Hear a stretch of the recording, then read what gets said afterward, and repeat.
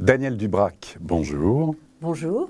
Présidente de l'UNIS, l'Union des syndicats de l'immobilier, qui couvre en fait l'ensemble des métiers, à la fois les gestionnaires, les administrateurs de biens, évidemment le côté vente, la promotion, mais aussi les rénovateurs. Alors dans un contexte de marché de l'immobilier où l'activité en fait se porte plutôt bien, on vend, on achète des maisons et des appartements, on parle de plus en plus de travaux, de rénovation. Est-ce que la valeur verte devient incontournable ? Je pense qu'elle devient incontournable. Nous avions fait une enquête au niveau de notre syndicat pour savoir si ça allait jouer sur les prix. Et il y a une prise de conscience de la valeur verte, forcément par rapport au fait que le logement, c'est 20% de gaz à effet de serre d'après le GIEC. C'est aussi 20% des dépenses, entre parenthèses, des ménages. Et donc la valeur verte va primer. On ne va pas regarder que la carte scolaire ou les transports ou les services autour du logement. On va regarder aussi son étiquette climat et énergie. De plus en plus, d'ailleurs, on va voir voilà, le sondage, l'enquête que vous aviez menée il y a peu de temps, on va le voir. En fait, voilà, c'est selon vous l'annonce du projet de loi qui fait suite à la Convention citoyenne sur le climat. Va-t-il impacter les prix des logements énergétiquement peu performants ? Bien, c'était oui à 47%, un commentaire.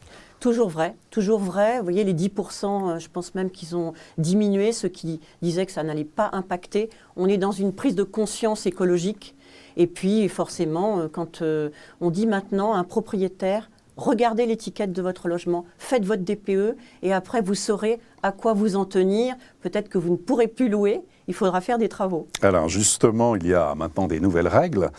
Des biens considérés comme indécents, on ne pourra plus les mettre en location, les biens qui sont classés F et G. On va voir d'ailleurs sur un slide suivant un petit peu un calendrier. Alors Danielle Dubrac, commentaire sur ce calendrier. Eh bien, vous voyez, c'est très important parce que le parc locatif va peut-être disparaître. Or, on a besoin de construire, on a besoin de louer. Les propriétaires privés représentent pratiquement la moitié du parc locatif en France. Et donc, du coup, si jamais vous ne regardez pas cette étiquette, immédiatement, vous aurez un problème sur le gel des loyers. Ensuite, vous ne pourrez plus louer. Alors, il y a eu la loi climat et résilience et la loi de transition énergétique qui se sont un peu bousculées, ce qui fait qu'on a un calendrier qui est très resserré entre 2022, septembre 2022 et le 1er janvier 2023. 2023, c'est pas loin. Donc, il faut absolument, absolument que la notion de travaux soit intégrée dans la stratégie patrimoniale d'un propriétaire ou d'un copropriétaire. Mais vous estimez en fait que ce calendrier n'est peut-être pas réaliste, c'est ça que vous voulez dire ? On l'a dit, surtout les étiquettes E, on avait demandé qu'il y ait un bilan intermédiaire. Regardez un petit peu, vous avez la notion maintenant de nouveau, les plans pluriannuels de travaux en copropriété, le diagnostic technique global, vous avez le fameux DPE, donc il aurait fallu regarder que donnait le DPE. Le DPE a eu aussi, à travers des éditeurs de logiciels, une évolution. Maintenant, c'est complètement d'équerre. Donc, regardez un petit peu où on va, parce qu'il y a 500 000 copropriétés en France, il y a 11 millions de logements, et il y en a à peu près 4 millions qui sont en étiquette F, G et E. Donc, du coup, non louable dès l'instant où le calendrier sera celui-ci. Donc, vous dites... On n'a pas le choix, il faut accepter ce calendrier, ou vous dites, attention, on ne pourra pas tenir, il vaut mieux être plus réaliste et revoir le calendrier. Quelle est votre position à l'UNIS ? Il y a une conscience écologique, la décarbonation, donc ça, puis il y a une prise de conscience collective. Pourtant, on a été avertis, il y a eu la Convention du climat, etc. Bon, mais il faut aussi que ça soit tenable, et donc il faut pouvoir financer ces travaux. On sait bien qu'une catégorie F ou G, c'est entre 20 000 et 10 000 en fonction de la nature des travaux, mais en gros 20 000. Et donc ça fait 24 milliards au final par rapport au nombre de logements qui sont concernés. Vous avez bien sûr MaPrimeRénov', individuelle, qui marche bien. En collectivité, en copropriété, ça marche beaucoup moins bien. Et puis que faire d'un logement qui va être un beau logement, mais qui ne va pas être performant ? Et on a malheureusement associé la notion de performance avec la notion de décence du logement. Et ça, c'est terrible. La rénovation des logements passe par la prise de conscience et puis l'accompagnement. Le gouvernement a donc lancé MaPrimeRénov'. Maintenant, il y a France Rénov' aussi pour aider les particuliers, notamment à s'informer sur le nombre d'aides qui sont multiples. Est-ce que pour vous, c'est suffisant ? MaPrimeRénov', ce n'est pas suffisant. Pourtant, il y a de l'argent qui a été mis sur la table, mais par rapport aux enjeux financiers qu'on a évoqués, c'est strictement insuffisant. Il y a le guichet unique, c'est bien, l'accompagnateur, c'est bien, pour pouvoir regarder comment financer. Il faut trouver d'autres sources de financement. Il faut que MaPrimeRénov' copropriété soit un peu plus prolongée. D'ailleurs, on demande qu'il y ait un plan quinquennal, de programmation quinquennale pour cette prime rénov'. On demande que dès l'instant où les travaux sont votés, on puisse sanctuariser cette prime, même si les travaux sont planifiés mais pas réalisés. Sanctuariser, c'est-à-dire? C'est-à-dire qu'on demande que dès l'instant où le dossier est accordé, les travaux sont votés, la prime est accordée, qu'elle ne bouge pas. Donc il faut une loi de programmation quinquennale, voire sur 10 ans, pour garder cette subvention. Il faut regarder aussi les financements. Les financements ne sont pas assez là. Il faudrait trouver des solutions avec les organismes bancaires. Ça fait beaucoup de choses. Est-ce que vous avez des retours terrain sur le nouveau DPE, diagnostic de performance énergétique? Est-ce qu'il fonctionne? Il y a eu des petits problèmes au début, mais maintenant, quels sont vos retours? Il fonctionne aujourd'hui. Il y a eu beaucoup de concertations avec les diagnostiqueurs, avec l'État aussi, le gouvernement.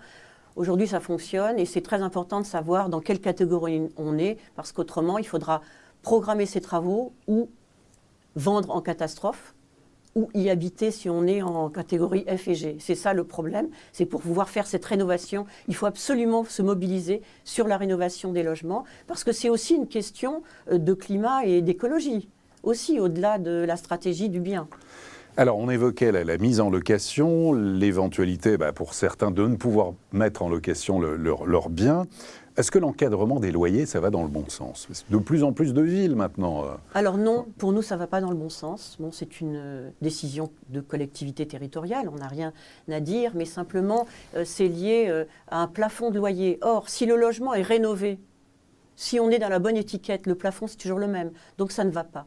Et puis sur l'encadrement, la performance, la décence, parce qu'il y a l'intégration de la non-décence, si on est dans la mauvaise catégorie, ça ne peut pas aller. Parce que du coup, vous allez avoir les APL bloqués et vous allez avoir peut-être un locataire qui va demander l'obligation des travaux. Vous ne pourrez peut-être pas les faire parce que vous serez en copropriété.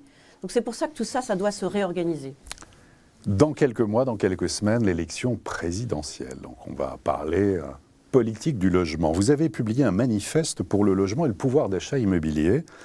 Quelles sont vos principales propositions? Le pouvoir d'achat immobilier, pour nous, c'est très important. On a vu qu'on avait quand même une difficulté sur les propriétaires bailleurs particuliers dans le logement privé.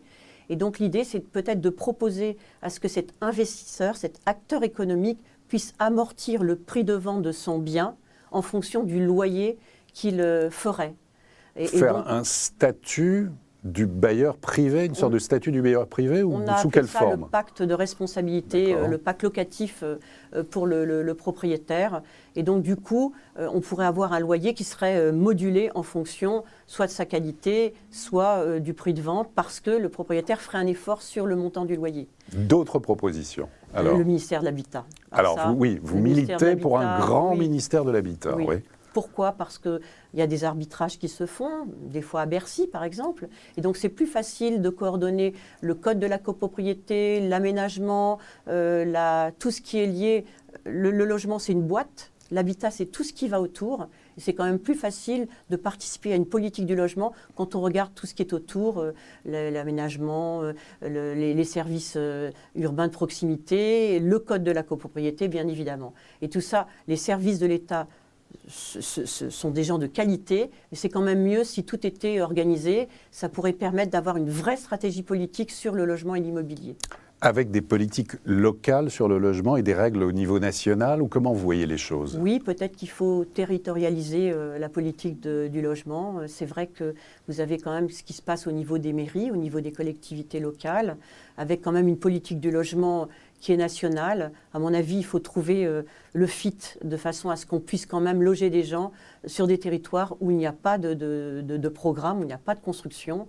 Et puis peut-être voir ce problème dans son ensemble, mais avec des spécificités territoriales. Et je pense que la territorialisation, c'est quelque chose qui peut fonctionner. Et puis en attendant, une mobilisation collective pour la rénovation. Ça, c'est très important. C'est très important. Comment on va faire? Est-ce que les gens vont se précipiter pour vendre? Est-ce que ça ne va pas faire des locataires qui vont imposer des travaux? Est-ce que ça ne va pas faire des propriétaires qui, du coup, vont rester dans le logement avec leur classe F et G, puisqu'ils ne pourront pas les louer. Donc ça, c'est un vrai sujet sur lequel on se penche. C'est pour ça qu'il faut une mobilisation générale pour le pouvoir d'achat immobilier et la rénovation énergétique, trouver d'autres sources de financement, augmenter peut-être ma prime rénov', notamment dans le collectif, et puis peut-être sur le reste à charge, travailler sur ce sujet-là pour qu'il soit un peu moins important pour les familles les plus modestes. En conclusion, dans quel état d'esprit sont les professionnels de l'immobilier et plus particulièrement les adhérents de l'UNIS ? On veut être écouté par les futurs candidats à la présidentielle. Leurs programmes sont plutôt sur des questions fiscales. Or, le logement, il a été taxé par la taxe foncière, les droits de mutation, à la construction, à la succession. Et donc, du coup, il faut quand même essayer de voir entre supprimer, augmenter. Il faut peut-être moduler un peu tout ça de façon à avoir une France qui puisse avoir des propriétaires et des locataires qui soient avec des logements abordables et surtout de bonne qualité. Danielle Dubrac, merci beaucoup. C'est moi qui vous remercie. Et à très bientôt pour une prochaine édition du Club Imo.